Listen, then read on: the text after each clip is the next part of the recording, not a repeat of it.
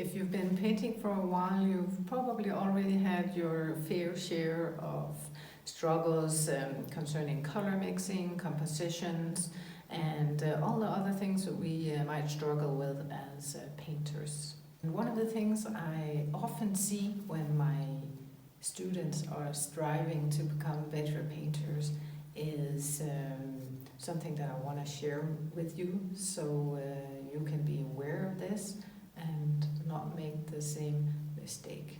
I'll be using one of my old paintings to show you exactly what I mean. This is one of my old paintings of a house I did almost 25 years ago. And one of the things that really springs to mind when I look at it now is the way that I did the dark area. So particularly this long shadow here underneath the roof. It's dark, it's completely flat and black in color. So something I could have done to improve this is to really give this area some more variation in color, to give it some depth. Right now it's really very flat and boring.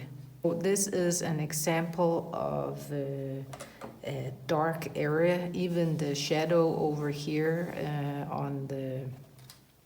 at this part of the house.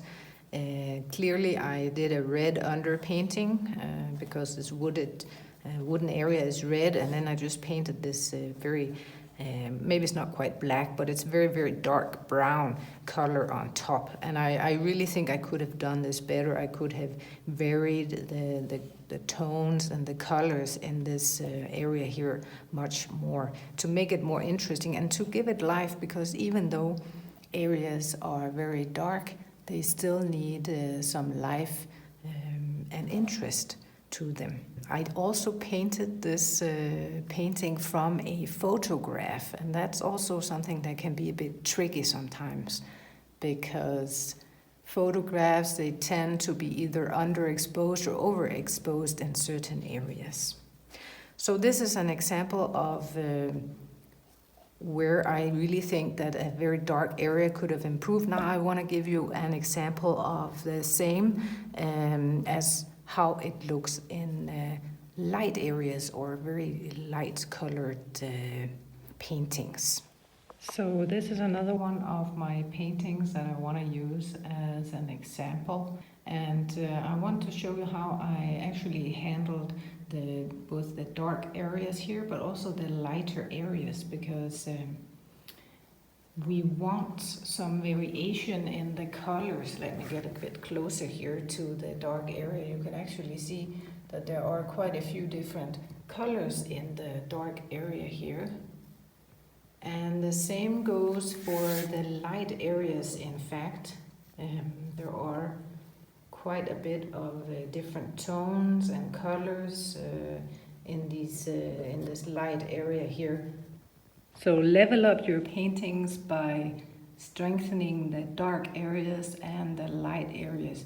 Give them more variation of tone, of color, and give the areas more life.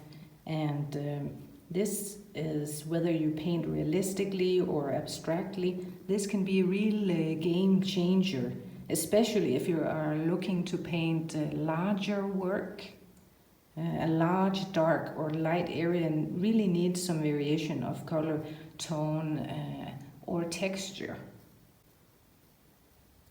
Yes, I'm aware that there can be exceptions, of course. I don't like absolutes in art.